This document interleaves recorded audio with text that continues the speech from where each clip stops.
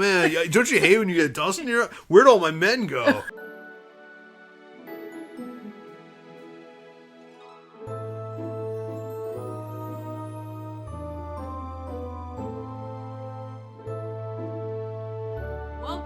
To Secret Confessor, a Sword of Truth podcast. My name's Condor Lauren. And I am Frankimus Frule Frizander. And today we are discussing part 2 of chapter 47 of Wizard's First Rule by Terry Goodkind. Hell yeah. And today, back in the cosplay, needed to represent in our powerful moment for Kahlan. The Awakening. Condar. Condar.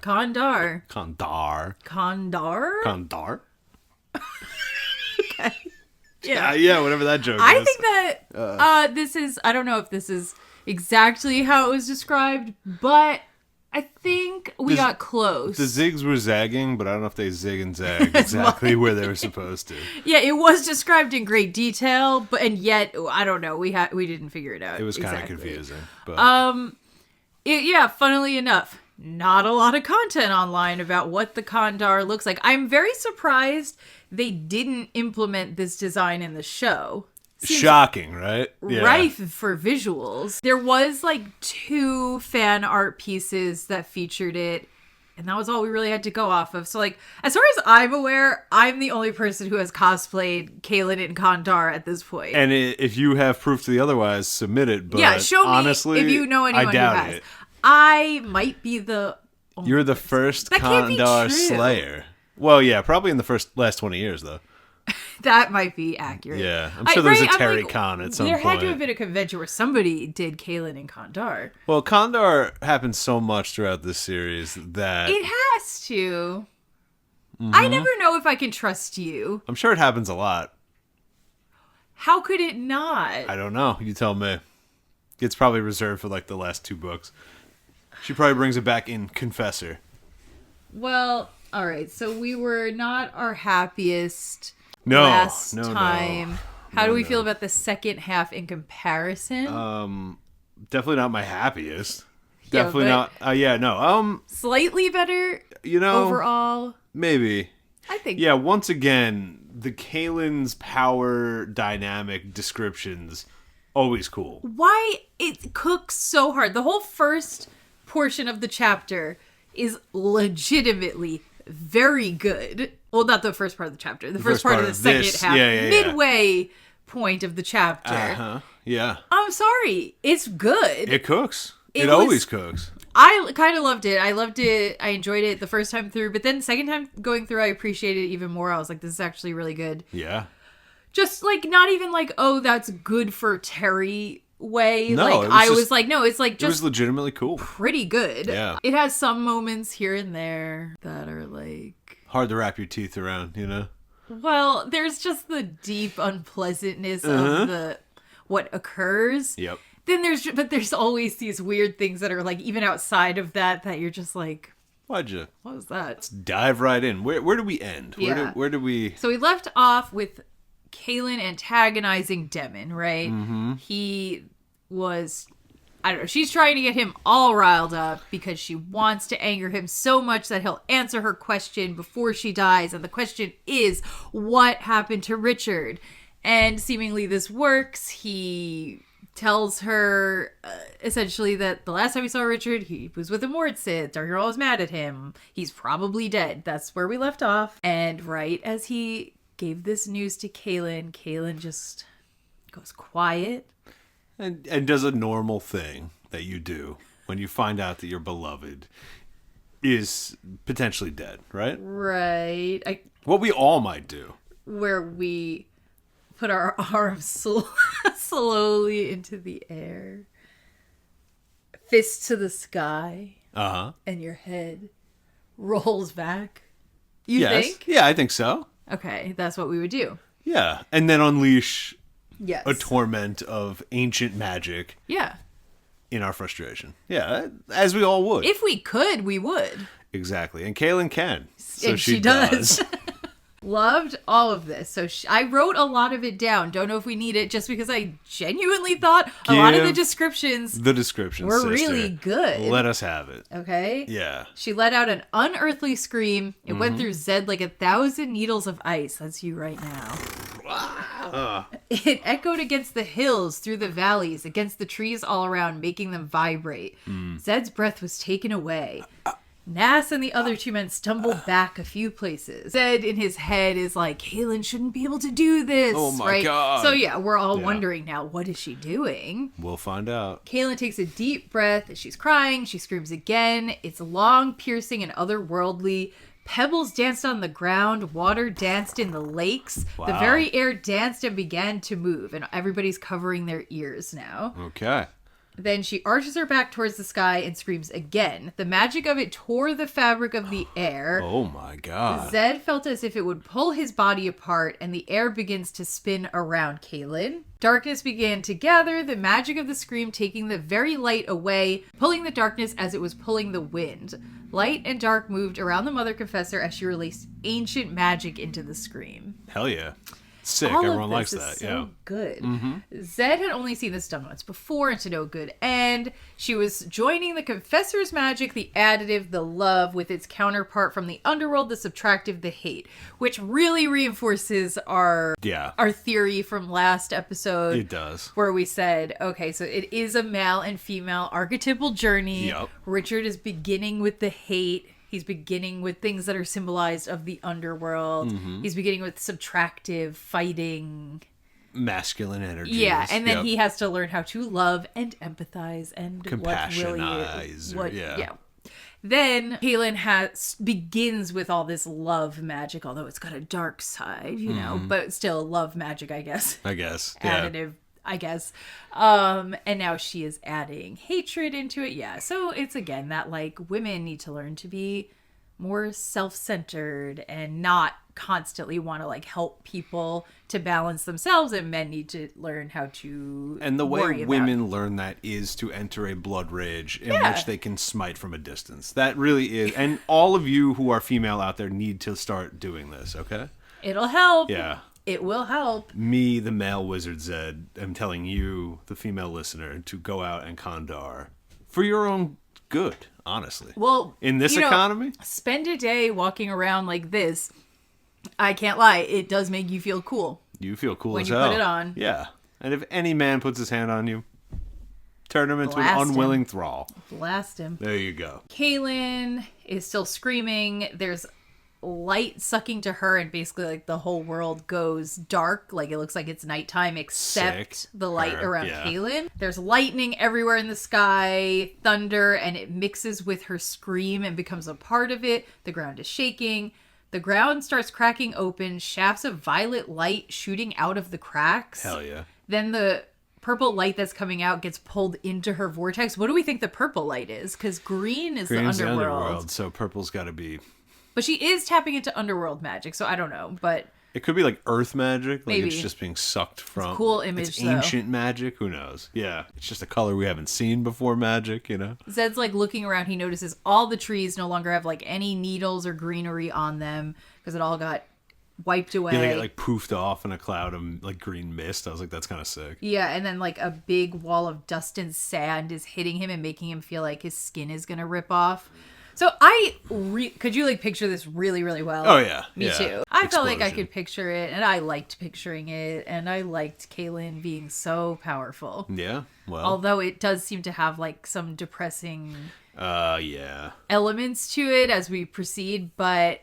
In this moment, very cool. Yeah, I liked it a lot. Yeah, everything to do with Kahlan's power, like Terry just goes into some state of... Yeah, it's just oh, Kahlan's doing something. We're fucking going nuts. So then eventually the darkness disappears. It's like day again. And Zed says that means that the joining was complete. So now she's kind of like Dark and Raw right now in a way. Like she has both additive and subtractive. Yep. Does Richard technically at this point have both? I mean, he controls the white sword. So I guess that's the other side of it.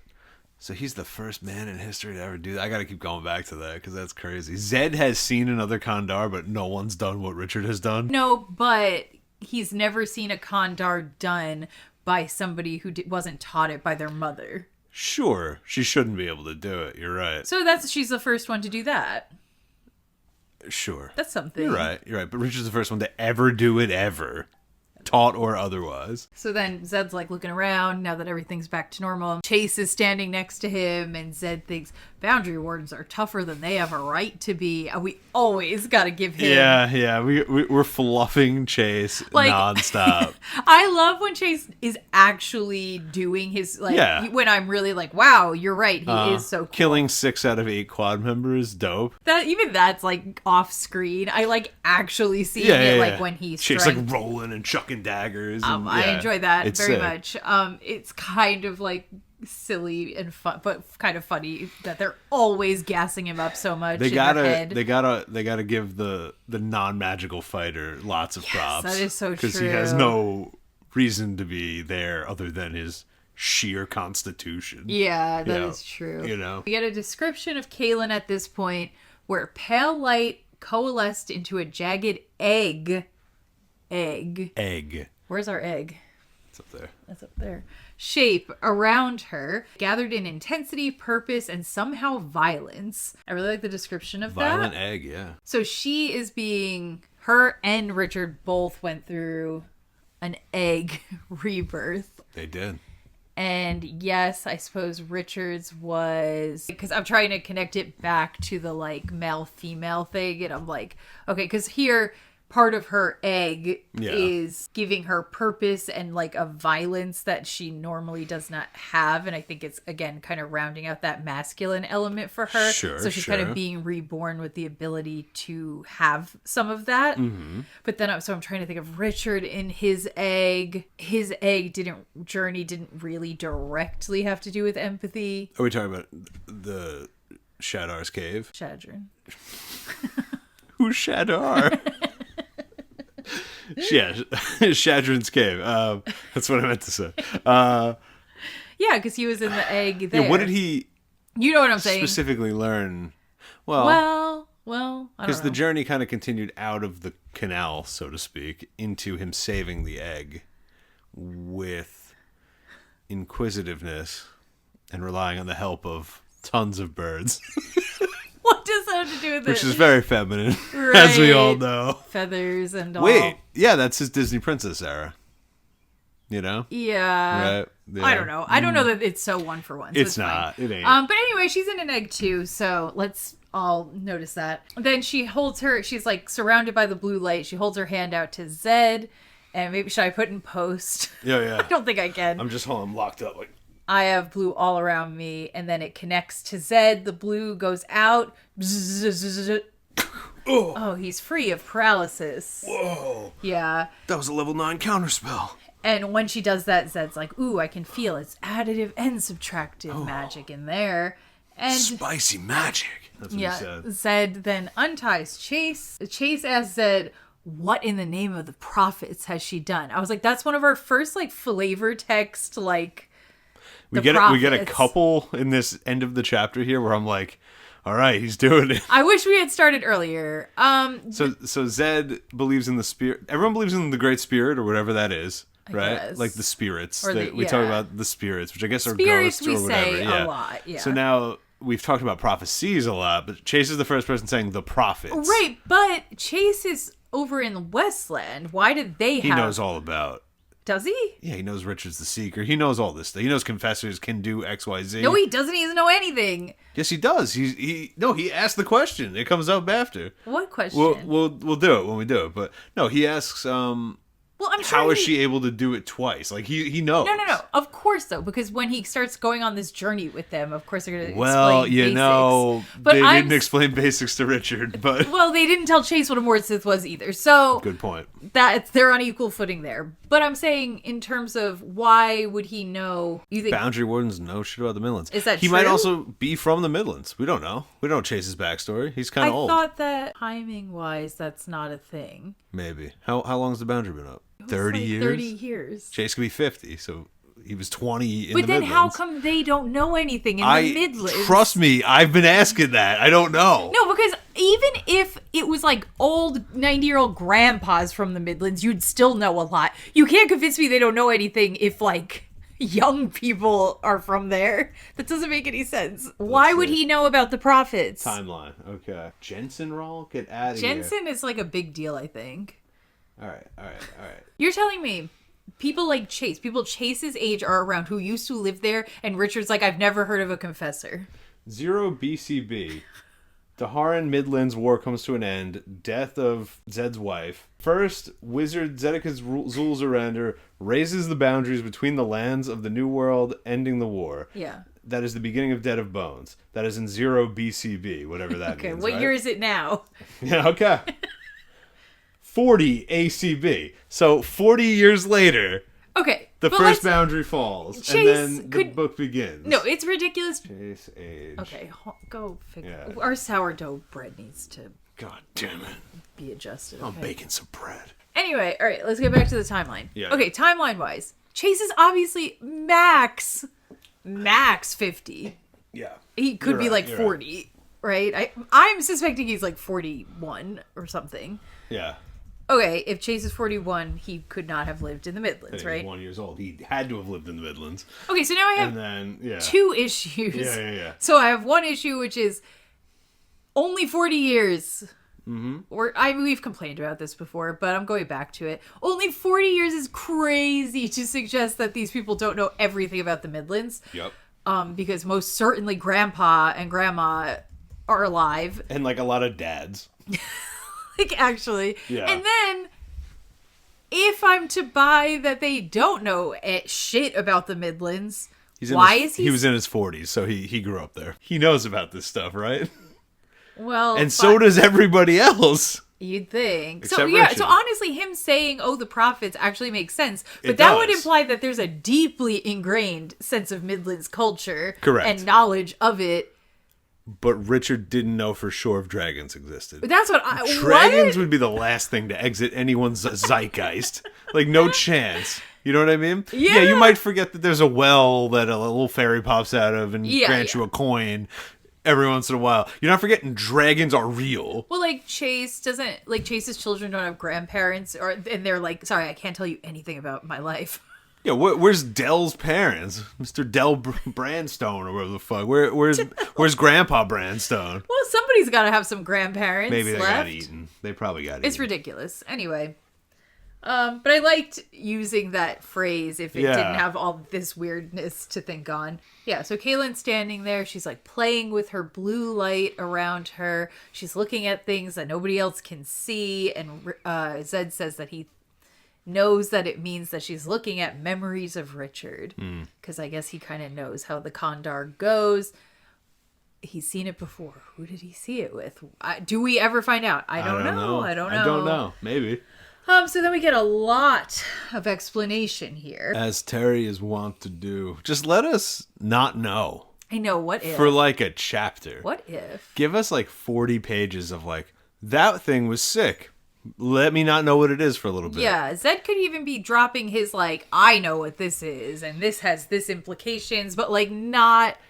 I don't know that we need immediately for Chase to be like, hey, could you give me a dictionary definition of what this is? But no. Whatever. It's a style of book it is. It's not that we frequently subtle. don't need that. But the problem that I have is like, all right, we don't... But shouldn't Chase know what this is? And if he grew Chase up? should know. Chase doesn't. How does he know about the whatever. prophets Chase, and not about... You know, he's asking why is Chase even conscious right now? Well, because and then he's so cool and tough. he's so cool and tough. Yeah, this man had his head kicked in like 40 times in like 3 pages. I mean, but that's a hallmark of this type style of storytelling. I feel we have to just be like, yes. Zed catches a foul wind and he's out for like 6 weeks. Well, his constitution's low. He's a wizard. Chase is a fighter. You what are you confused about? absolutely right. No, you're right. Using D&D logic against me. Makes sense to me. Zed explains. It's called the Kandar, the blood rage. It's something only a few of the strongest confessors can do, and she should not be able to do it at all. Why not? because it must be taught by her real mother. Only the mother can teach how to bring it on, if there be call enough. It's an ancient magic, ancient as the confessor's magic, part of it, but rarely used. It can only be taught after the daughter reaches a certain age. Kahlan's mother died before she could teach her.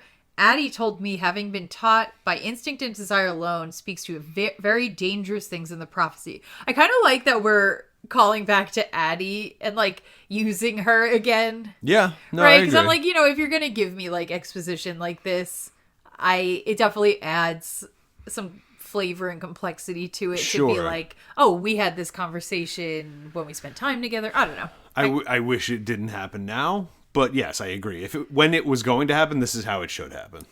What do you mean? When was what supposed to? You could do this in like a chapter and a half when Zed and Chase are chasing after her towards the People's Palace. Yeah, that would be boring though, right? Maybe, I don't know. This feels weird. This This sort Okay, of stuff my- always interrupts the flow of things, you know? My thought is like, when they're having this conversation, I'm like, Demmin and all these guys you're all free?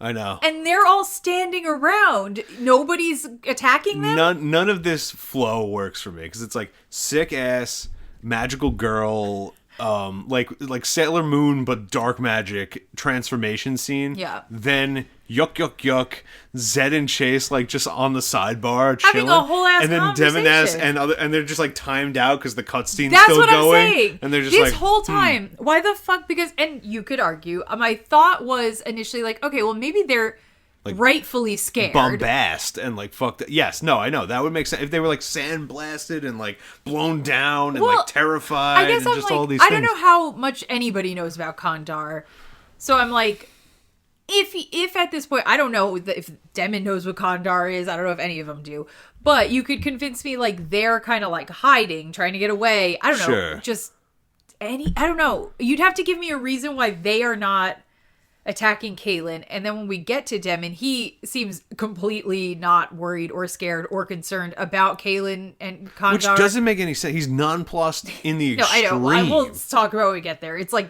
ridiculous. But I'm just saying, so if I am to believe that he doesn't give a fuck about this, doesn't feel Yeah. threatened by it, why isn't he attacking her right now? Why is he just standing there while they have this he's conversation? so chill. He's so like, when you're done, I'll kill you. When who's done with what? I don't know. He's just letting Kahlan play with her little blue magic. He's letting Chase and Zed sit in the corner like, and they're just doing nothing. I do like her playing with the blue magic. Me And too, just it's being cute. very like, It's nice. yeah. It has almost like a sensuality to me. Like I think she's very like humming with power. And Yeah, just like, she is. like. Yeah, I like everything about Kahlan in Kandar, invoking Kandar, being in Kandar, everything. I have no complaints. notes. No. Keep it as is. Again, if I was the editor, I would have been like highlighting that. Terry, A++++. Keep going with that. These areas, Yeah. however. This is great. Yeah. But yeah, this whole conversation annoyed me because I was just like, are they literally just these bad rapists are just standing there? Yeah. Okay. Uh-huh. Waiting. Oh, what are you saying? What's he saying? What do you think they're talking about? The Kandar, yeah. And if they, honestly, they should have been listening because they could have learned some important information. Yeah. Because this is a long speech he's giving.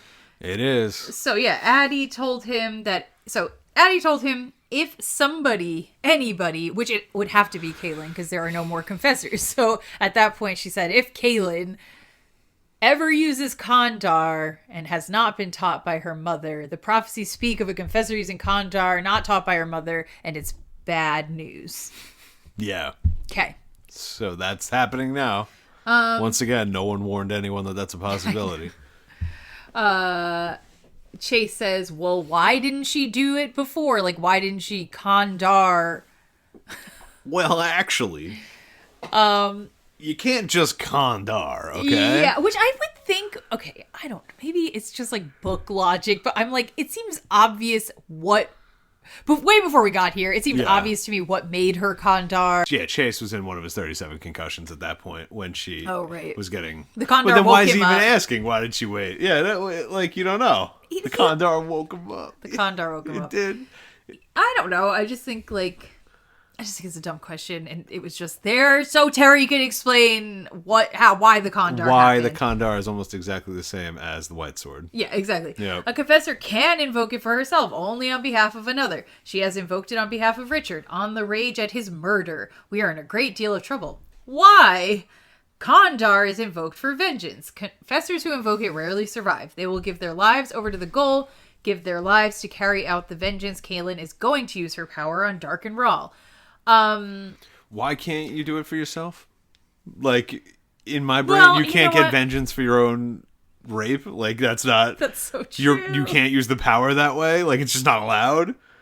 No. Well, Only if they... Yeah, but if they touch your sister, then you can Kandar. I feel like there's a lot of precedent, though, in fantasy for Sure. magic on behalf of another person having Being extra stronger. power. Yeah. So whatever. I think I definitely don't dislike it if I feel like there's something about the way in this book, I don't know about the rest of the series, that has this implication of like defending yourself in a certain way is like not that worthy of like I don't know. There was always this weird. I agree. Your own life is not so valuable just for you. It's only good in defense or service of others. Yeah, I think that you it's love. fine to like, I don't know, have a balance. Like there's some things that you should do to defend yourself that is like totally valid and good. Definitely. And then of course there's like an extra power to invoking it on behalf of somebody else. Mm-hmm. It like I remember it like rubbing me the wrong way more so like with Richard for some reason, something about him with the Mord Sith. Well, no, because it was like why Constance is so bad is because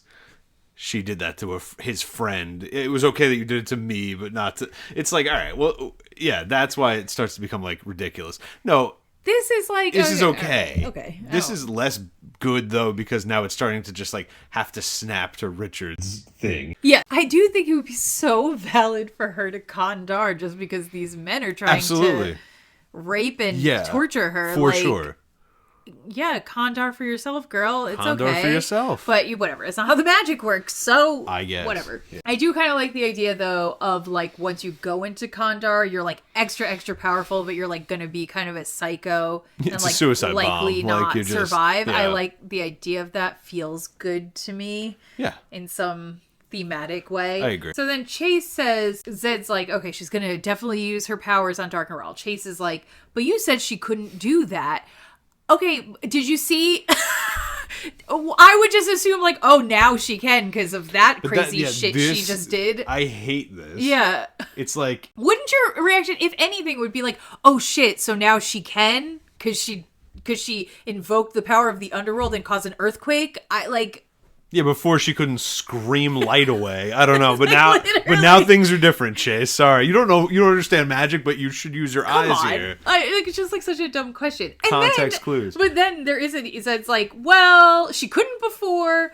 Maybe she can now, but I'm not sure. Probably not. But she is definitely going to try. Why even write that? I don't know. Why would you even write it? Just be like, I'm not sure. That's all you gotta say. Chase doesn't even have to be like, Kahlan's definitely going to use her power in Dark and Rawl, and that's kind of fucked because I don't even know if it's going to work, but she's definitely going to try. Like, that could have just been a continuous That's what I'm thought saying. from You Zed. could have cut 2 or 3 of those sentences and just stuck them together. So yeah, she's in the Kandar blood rage. Nothing can stop her from using everything she's got and killing herself in the process. She will kill anyone who gets in their way, including us. That includes us, Chase. So yeah, I like the idea of the tension of creating these stakes where like they want to protect Kahlan, but they like also have to be careful with her. Yes. Because she's like in, this. Like just literally, if you inhibit me at all, I might just cut you down. She's feral. Then Kahlan's curled up on her knees on the ground, her head bowed, hands on opposite shoulders. I feel like I could picture this pretty well. The pale lights around her. Yeah, the pale blue light is around her. She stretches slowly to her feet, pushing through the light as if she were emerging from an egg. There it is. She stands naked, still bleeding. She looks upset for a moment, and Zed specifies emotionally, not physically. Mm-hmm. And then she goes blank. She puts on her confessor face. Here we go. Here we go. Here we go. You ready to go? So she immediately turns to one of the quad members who's like 12 feet away She holds out her hand, and the confessor, thunder, no sound, whatever happens. Zed feels in his bones. I love that. Yeah. I loved that. Yeah. And immediately he is confessed despite the fact that Kahlan did not touch him. And he says, "Mistress," and he falls to his knees. "What do you command of me? What do you wish of me?" She says, "I wish for you to die for me right now." And then he just convulses and falls over. That's it. Loved it. Easy. Mind over matter shit, you know? She walks over to Demmin, who is smiling and has his arms folded. She puts her hand on his chest, and he says, "Very impressive, bitch." I hate that. It's not cool. Or It like doesn't make any sense. First off, a million things. Yeah, I know. So many things. She just transformed. She just hit final form in front of you. You watched She hit it. final form. You don't go defensive posture immediately. You don't know what this is. You have never fought this level of the boss fight before. And guess what, Demmin? You don't get to respawn. So It makes no you sense. are watching a magical transformation. Like, the heavens and earth shook and tore open at her voice. And then she did something magically that she's not supposed to be able You've to never do. heard You of it watched her happening. do it. You know, you are trained. You are the leader of quads. You know exactly what confessors can do, and she just broke the rules. Literally. She just broke the rules. You should be on her concerned. whole power system. You gotta go, no. Fuck this. I'm out. I'm running. I don't know what this is. You hang out with Darkenrawl. You see him doing all of his insane, magical, whatever the fuck, and coming out more powerful. Why are you not like, "Oh shit, I know how this goes. It's not good for me." It's not good for me. Instead, very impressive, bitch. It's like a terrible What are you, a line. speedrunner? Like, come on now. Like, what? No part of you, like, that description was, I loved it because it was so cool and so over the top. And you're like, you almost like, you felt like your skin was getting torn off. That's the juxtaposition. Day turned to night, and then he just went like, don't care. Why not? It's from like Zed's descriptions of what was going on versus Demmin just like standing there, I guess, and being like, whatever. Like, what? But like, not, and then he's standing there, not even, if it's whatever, then why did you not try to take her out 20 minutes ago? What were you doing? He was waiting for her to finish loading. Very impressive, bitch, is just so, like, I understand Demmin's not supposed to be cool. He's never supposed to be cool. But, like, it's, like, just so... It's illogical. I hate It's not it. even like, this man's a trained warrior. There has to be something in him that's going, something's not right. But no, in fact, he's so cocky. But he says, "But you used your power, and I'm protected by Darkenraw's spell." Weren't all of them protected by Darkenraw's spell? Yes. Didn't we go to great lengths Fuck, yeah, definitely. to clarify? Absolutely. All 4 Yep. paralysis spells were shot back because they were protected by Darkenraw's spell. He just watched a man for With it not the work for spell. it, and then he died immediately from a distance. She just sniped him out of the air. It doesn't make any sense. No. It's like being like, you're beating up, 4 guys beating up on this little girl, just beating up on her, and then time freezes, and you watch a man come in and hand her a shotgun, and she starts blowing your friends away, and then you go, You're like, you didn't have that before. So You're I'm not scared of you and your just shotgun. a little girl. You're just a little girl without a Oh, you think I'm supposed to be afraid of that shotgun that just killed all my friends? That puny little shotgun? I'm protected from shotguns. No, you're not. And then, like, he's just actually just wearing, like, I don't know, a shirt. What are you doing? I don't know. So anyway, the shotgun goes off. It was also stupid. I felt like it did kind of detract From everything. From Yeah. how cool I found it when she is going to finally get her revenge on Demmin. But I was like, oh, it's also stupid now. Well, yeah. He says, you have a lesson to learn. Bend over. I'm like, he's still on this fucking Bend track. over? Like this mental track. Nothing. Wait, he was like on his little like, whatever, villain monologue shit beforehand. And he had all these men backing him up. And we had some momentum. Sure. Then what happened was it all got paused. This makes me think, like, he didn't see any of that. Like he got some dust in his eye during the whole thing. Like then what happened was... what? Is something going on?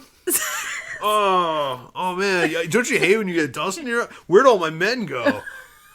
All right, bitch, bend over. It's raping time. Like, what? I'm like, okay, but then there was a huge pause here where, like, things shifted, things changed, meaning the earth shifted. Yeah, the trees are all bare. Things went absolute insano mode. And then you went right back. Like, he was like, I'm right back at it. So basically, like, nothing happened. That means nothing to me when I'm horny. I don't give a shit about that. My dick's hard. Oh my god. And it, like, shouldn't even be, you know? Yeah, cool. Yeah, time for me to nut. Like, I'm just saying, even in terms of, like, Kahlan, like, she's not your type. She's gonna wiggle that thing, alright? It's gonna be okay. Ugh. Okay. You have to learn a lesson. Bend over. Oh, what is this, a frat boy? Not for much longer. About so to then, be a castrati. Wow. Thunder. No sound thunder. Demmin surprise. He yells out, Mistress! Got him. Okay. Got him. Chase says, how did she do that? She wasn't even touching the first one, and confessors can only use their power once. And then must... Hold on, I need to do it again. How did she do that? She wasn't even touching the first one, and confessors can only use their power once, and then must rest and recover it. This is like some NPC-ass dialogue. Literally like tutorial mode. Yeah, Chase, I think, got kicked so many times in the head, he just became like a Skyrim NPC. Literally. Like, it's like when you, like, the unkillable NPCs in Skyrim, when, like, they're, like, important for main quest lines, so, like, no matter what you do to them, they just keep getting back up and, like, going, like, the dragon's coming, and then you kill him and he falls down, and they're just like, we have to go see the Jarl. He's just, like, going back to, like, base dialogue over and over again. I love it. I love, even in this moment of, like... She must rest and recover before her power can be charged again enough to fire at a distance. We saw Kahlan change the fundamentals of the earth. Then she was, like, almost dying. And then... But he's still like, hey, this is how the rules work. I don't know. Whatever. And it's then dumb. it says, not anymore. She's in Kandar. Which, like, yeah! We know! He just explained to you. She's in a new state, okay? Skip the entire first tree of dialogue we did. Only go here and have Chase go like, wait, what's going on? I thought her powers could only... And then Zed goes, she's in Kandar. That's all you needed to do. And then don't even explain what the fuck Kandar is. Leave it. Let it hang there. It would be sexy as all hell. Oh. If it was hanging, you know, like a big heavy ball sack hanging... And just, like, waiting for us in future books to unravel a little. Oh, my God. Can you imagine? That would have been hot. That would have been hot. But instead, we took the big heavy ball sack and we... Well, I know what we're going to do with it. Uh-huh. You know. I know what we're going to do with it. And, yeah, we are just going to hit it with a mace and chew it up. So... Chew it up. Kahlan tells Demmin to wait for her. She goes over to Zed and asks him to fix her arm. Which was cool. Yes, I agree. A lot of this, like, is cool sans the CBT that we're about to experience.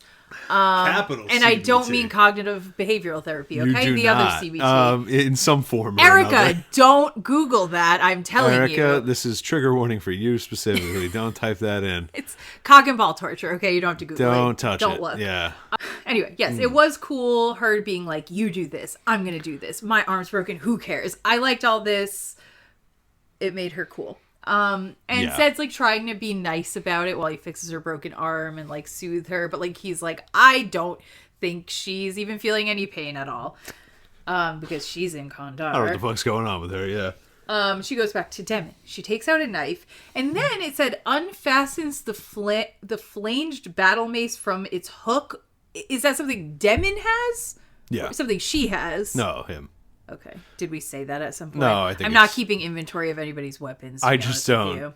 No, me neither. I assume Kahlan doesn't carry a mace. I wouldn't think so. So, just because of her class, you know, they're not usually proficient in martial weapons. She's technically I'd call her a sorcerer. Yeah, I think she's innately born with the power. So yeah, Richard's like a wizard sorcerer, so that's why he's so powerful. Yeah. Zed's a straight wizard. Chase is definitely a fighter / rogue. Could he be would he be a paladin? I don't know. He's close. He doesn't have any magic, so that's true. Paladin's got to have that. He can't smite, but he can do sneak attack damage with thighs. He's proficient with thigh attacks. That's cool. Yeah, that's why he has so many kids. So, yeah, she takes his battle mace and she has her knife. And she tells him to take off his pants and kneel. Chase grabs Zed and he's like, oh my god, we have to stop her. We need to ask Demmin for information. And then he makes it clear that he's like, she can kill him afterwards. I don't care, but we gotta get info. And Zed's like, I agree, but we literally can't get in the mix here because Kahlan will kill us. Yeah, I guess we didn't say trigger warning at the beginning.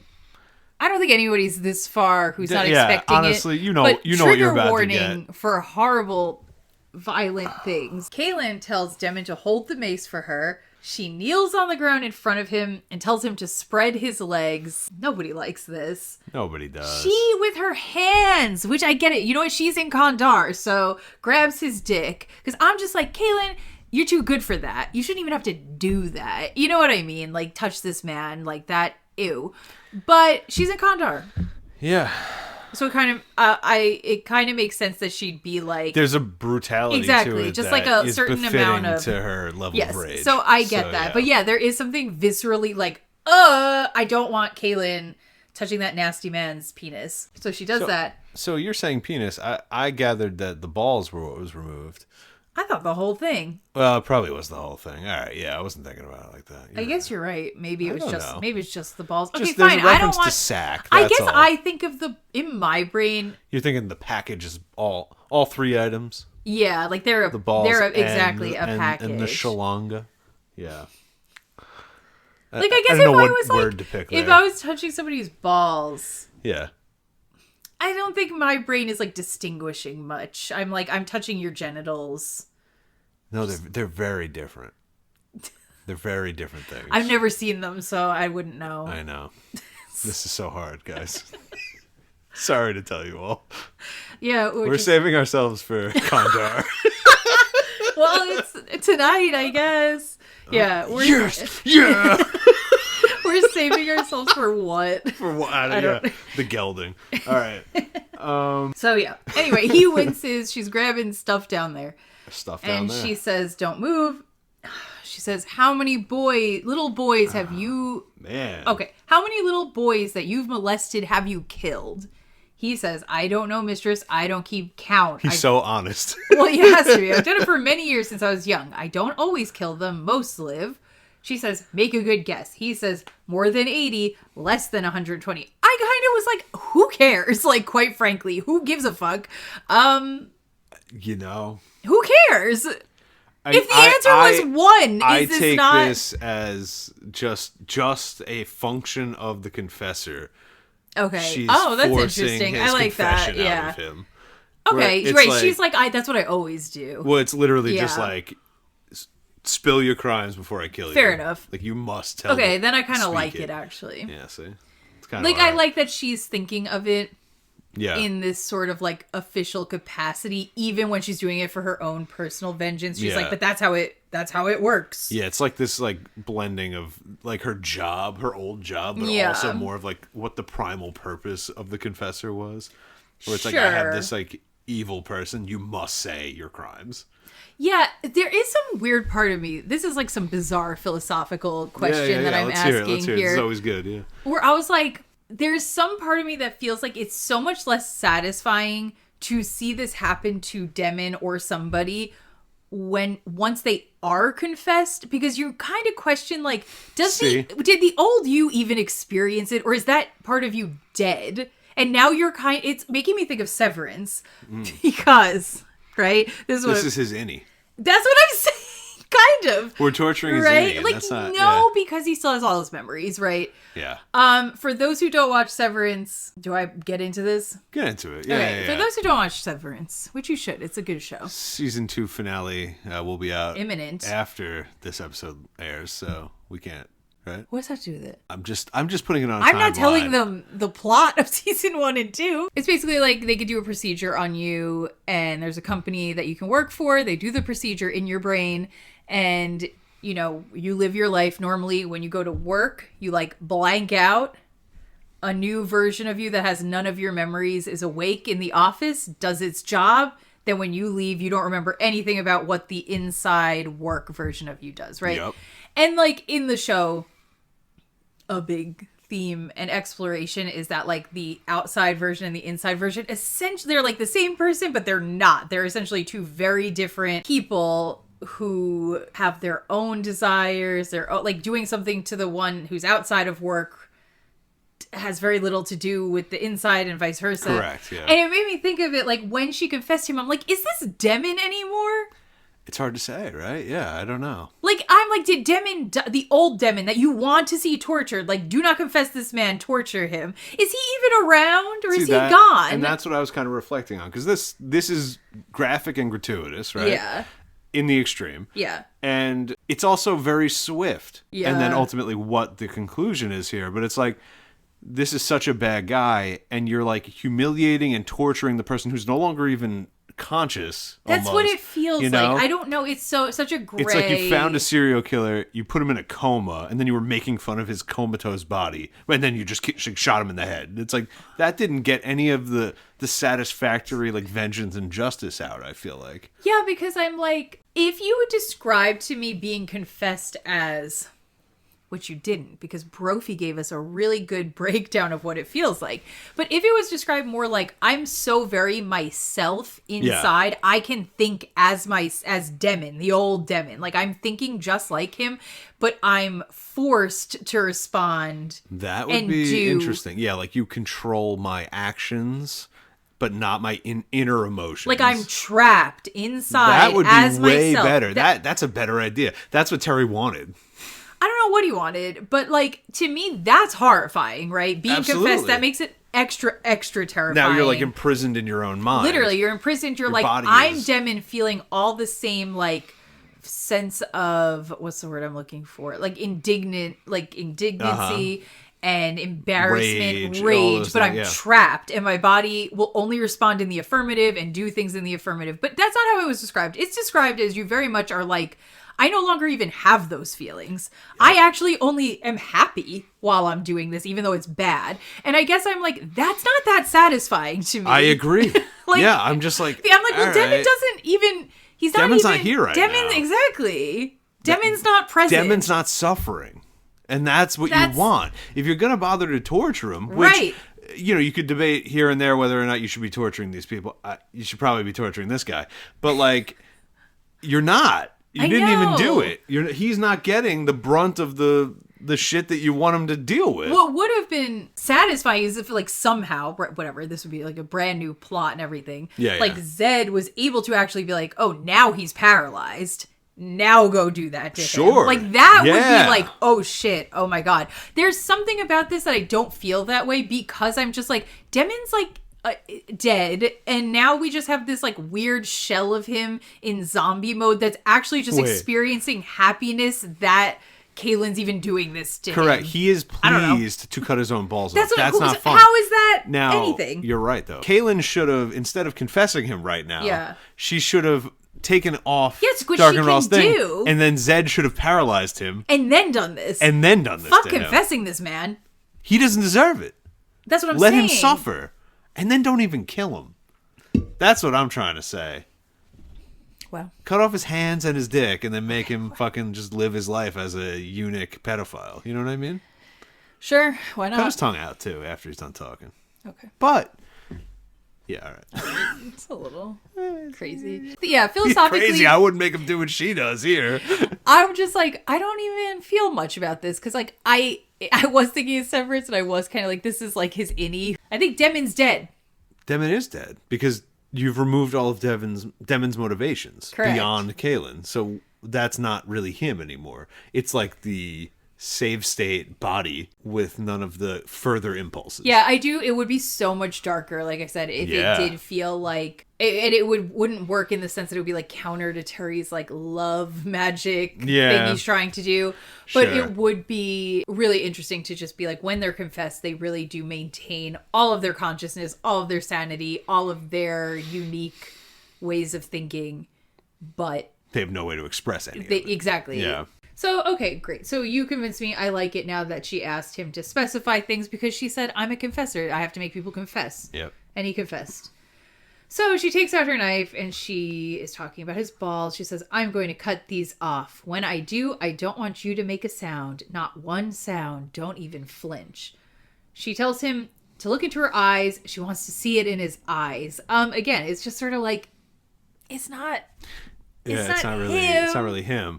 Because what you'd like is his inability to, like, do any of that. You'd want him to scream and do it. Like, that's, like, what you're... Exactly. You're like, oh, don't scream. It's like he's doing it only because the magic is forcing him to. And it's removed all of the Demmin-ness. Yeah. And then, but I thought it was kind of interesting. I feel like that idea of, like, I want to, like, see the life leave your eyes is so, like, serial killer coded. It's so, like, bad guy coded. It's almost like a trope. Yes. And then I thought it was kind of fun to, like, give it to Kahlan in that moment. She's tapped into the masculine thing now, so. It's kind of interesting. Yeah. So she does it. She cuts off his balls. Maybe his penis, too. I don't know. It doesn't matter. She tells him to hold out his hand and puts his balls into his hand and tells him to eat them. Chase... Good for her. Chase smiles as he watches. He says, good for her. Yeah, yes. A woman who knows the meaning of justice. That is such an odd reaction. Not to say he can't have that thought. Maybe even upon reflection later, he could say something of the sort. It just feels like a Terry stand-in to be like... Literally, like, it would have been better if, like, Terry walked out of the wood line and said, good for you, girl. Like, actually, like, it's literally, to me, that's what I imagine. Terry just wandering into the scene, like, looking around and being like, this is great. She cut him clean off. Good for you. What pedophiles deserve. I don't know. There's the bit earlier where he's confessing and Chase, like, suddenly, like bristles up and it's just like, what? Like, this guy gotta die. Like, very just like...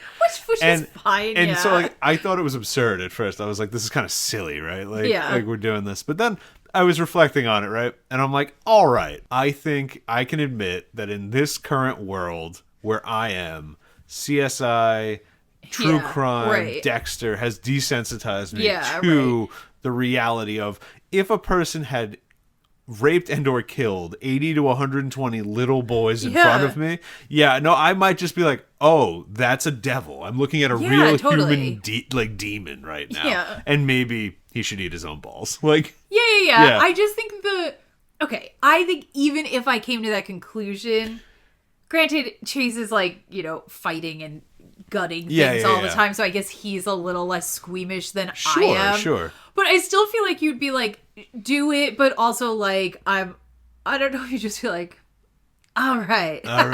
Yeah. Good for her. I think you might be like, oh, yikes, but also, okay. I don't know, doesn't it feel like, again, it just feels silly to me because it feels like, again, love Kandar, but I do, but I feel like he set Demmin up. Like, Terry was just like, I'm so mad about pedophiles, and understandably. Yeah. And then he was like, I'm going to make a character, and I'm going to make him so hateable and so over the top that we are allowed to punish him in a way that I think is just, like, so crazy cool and fitting for the pedophiles. And that's just what it all was about. Yeah. And I just don't necessarily find it that interesting. I'm just like, sure, you could do that. You could do it, yeah. But it's almost like the writing level of, like, some 18-year-old's creepypasta or something. Yeah, exactly. It's just like... And then he ate his own balls. The pedophile got what was coming to him. It's like, yeah. All right. You got him. You got him. You fucking nailed him. You made him up, too. But whatever. You know, like, I don't know. He only existed because you made him rape 80 to 120 sure. little boys, but, you know. He wasn't particularly interesting. Neither was Brophy. Let's keep going. So she tosses the knife down. She asks Demmin for the mace. He gives it to her. He says, Mistress, I am losing a lot of blood. I don't know if I can remain upright. She says, it will displease me greatly if you don't. Right? I like her confessing. We like the dominant women. Yeah, we like her in this mode. maybe in any other circumstance would be better. Yeah. But like you are like, what is cool about it is how intense the stakes and the scenario is, and that she's like just keeping that cool through the whole thing. Very cool. So then she asks him if everything he told her about Richard was true. He says, yes, everything I told you was true. So she's like, is there something you didn't tell me? Sounds like you're hiding something. He says, well, I did not tell you that Mordsith Denna took him as her mate. I presume so that she might hurt him more. I think that old Demmin would have included this information if he was trying to upset Kahlan. Absolutely. Right? Yeah. Kahlan is silent for a while. Then she asks if he is sure Richard is dead. He says, I did not see him killed, but I am sure. She says, why? He says, it looked to me as if Master All was in the mood to kill him, and even if he didn't, Denna would have. This is what Mordsith do. Mates of Mordsith do not live this long. I was surprised he was still alive. He was in bad shape, blah, blah, blah. He cried your name. The only reason Denna didn't allow him to die before that day was because Master All wanted to talk to him. I don't know.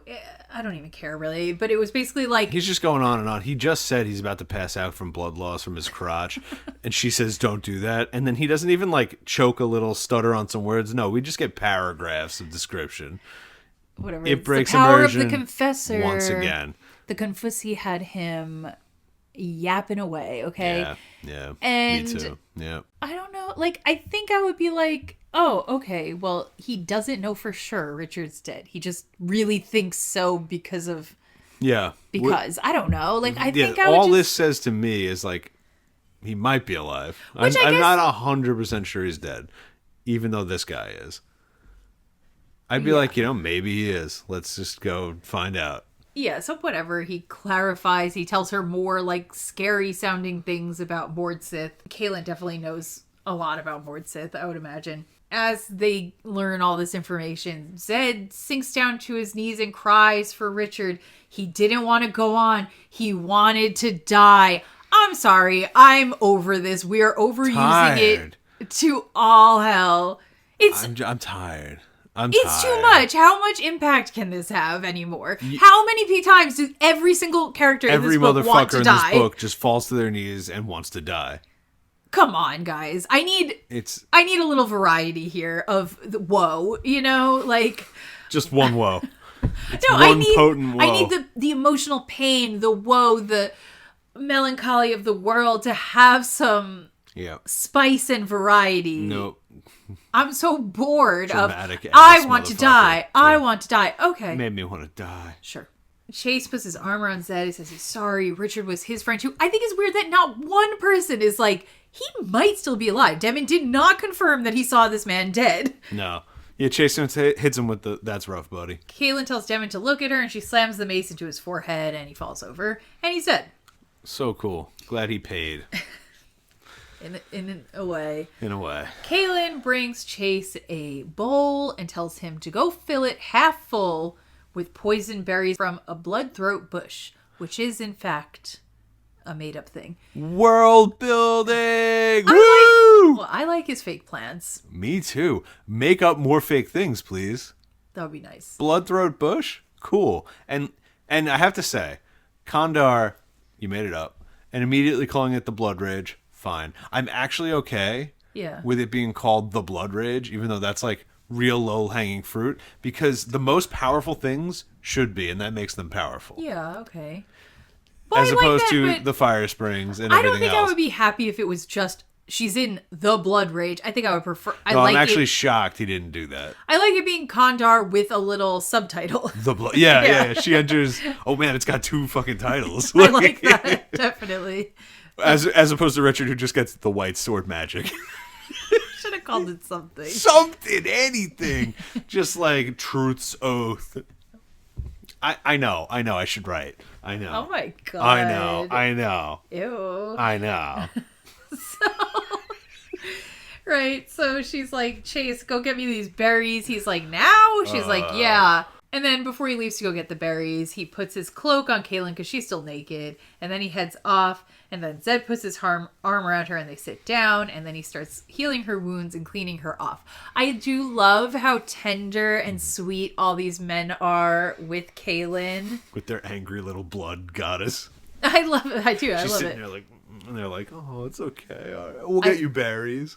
I think it's lovely. I think it's wonderful. It's very nice. I think it is, granted, we're using sexual assault and violence and all of these things towards women a lot, but then we are like really counterbalancing it heavily with like male sweetness. Yeah, with like this really like kind, protective masculinity. When you deal in absolutes, that's how it has to go. But at least he gave us the other part. There's absolutely that would be so bleak. No, there's some authors that do that, right? You're right. I think that's why people can stomach this. Like fans, for sure, right? Because the good people are they're so good. They're so warm and good, and the bad people are so bad. But it balances itself out. Well, I think once you get here, you're like, oh my god, that's so Other lovely. books tend to feel like the scale, like a George R. R. Martin or things like that. The scales of justice are tipped in the dark a little more often than not. Right? Well, I think everybody's so gray, and it's like you get moments like this, but they're not from characters that just only embody this. Exactly, it's like characters that also have darkness who are like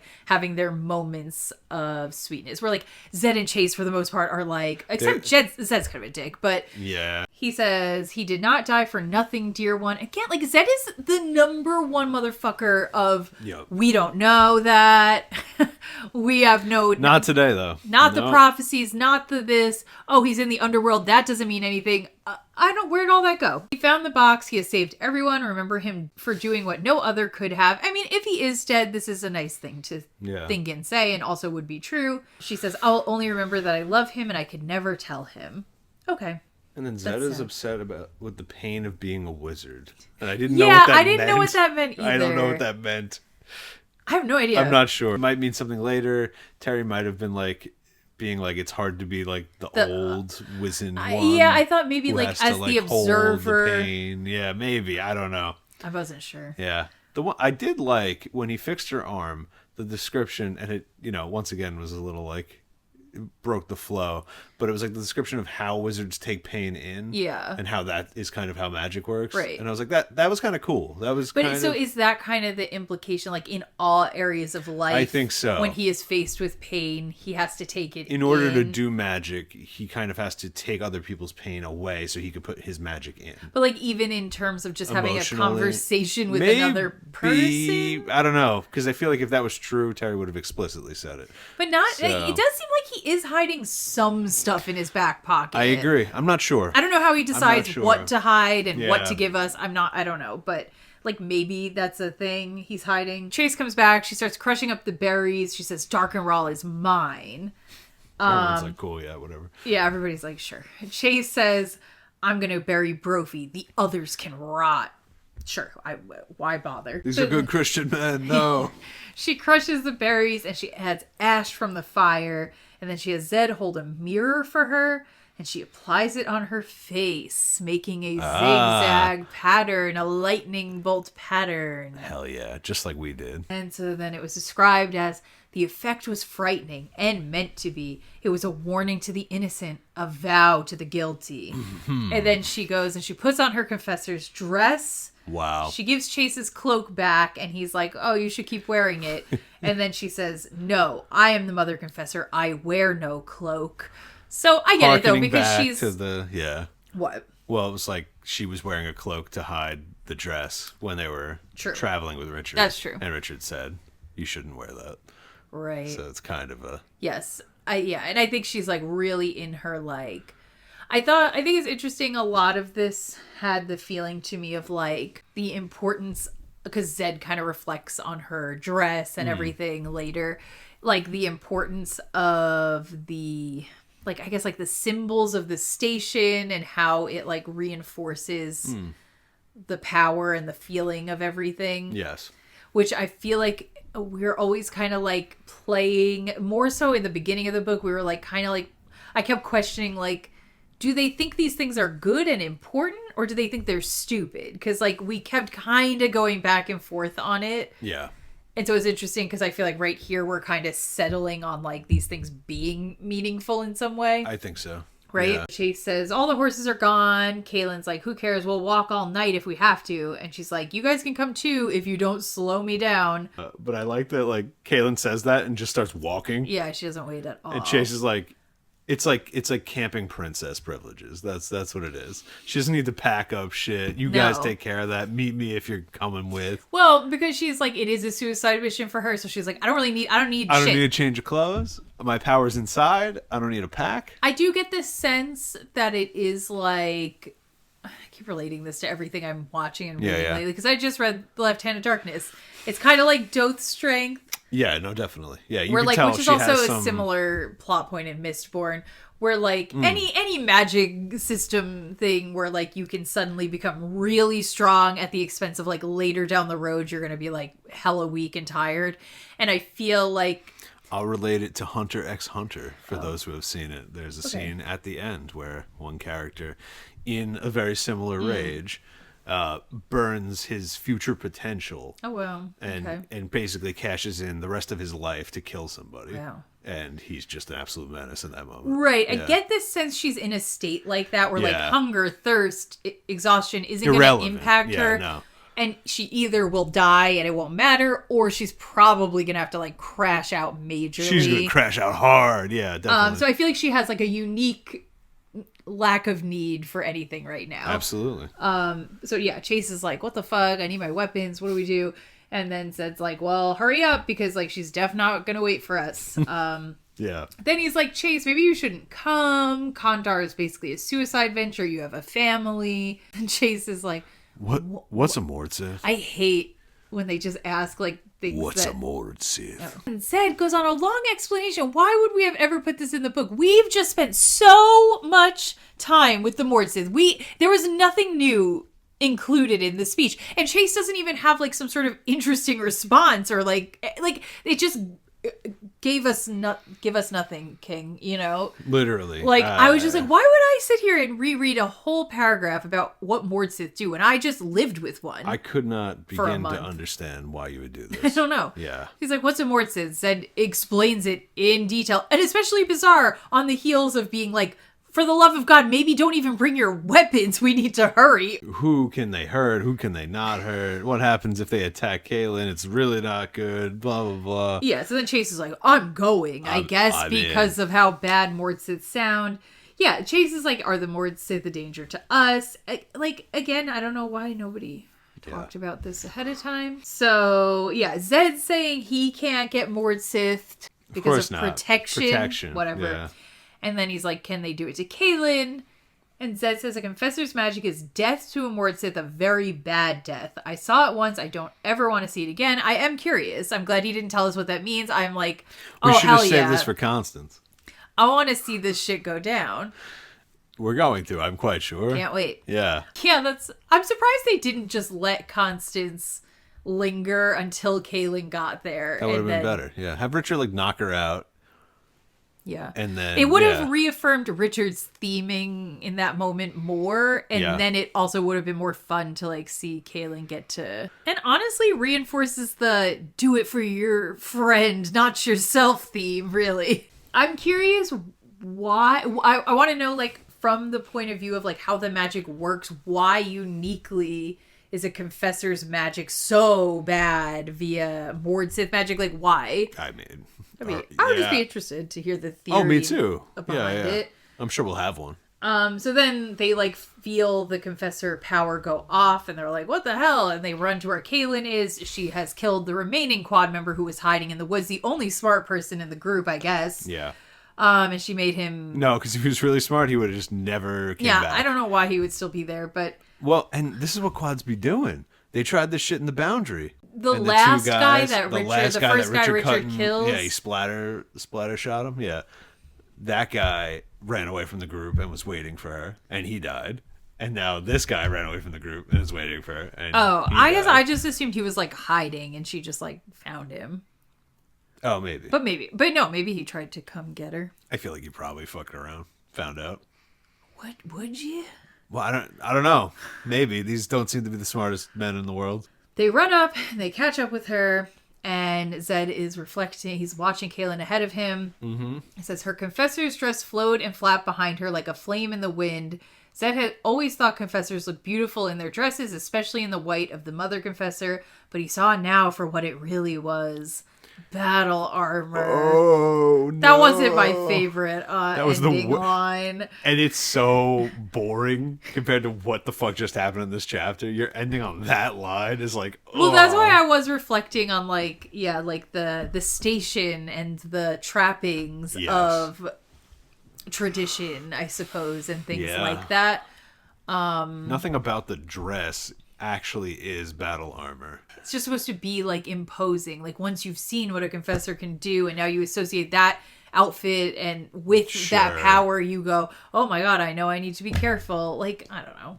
Yeah, all right. And I think it's supposed to be like the way with the Kandar berry look and the dress, like Kahlan's really in her power. Yeah. Like owning it. Which she is, so that's fair. And I think he's seeing that as like a symbol of that. All right, well, that was chapter 47. We made it. Yeah. We have 2 chapters left. I feel like we probably could have done the next chapter. This is kind of short.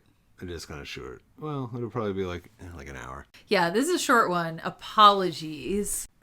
So the next one's either going to be the next chapter, which will also be short, or the next chapter and some of the last chapter. Yeah, I think that makes sense. The next episode after that will be however long it needs to be to finish it. So that Who knows how fucking long that'll 49 chapters, 49 episodes. Yeah, and then we will do a retrospective reflection at the end. Like, yeah, we'll try to get through that last chapter. Obviously, we'll do a little bit of like recounting and everything, but I think we should do a whole extra episode. We'll do an episode 50 summarization finale. Yeah, and recounting our thoughts. Yeah. And then we got a couple of little projects and ideas. Yeah, my most favorite one, I think, was the one Cynthia said to do, which is just the fan casting ideas. Oh, we're like really excited to do that. I'm so excited.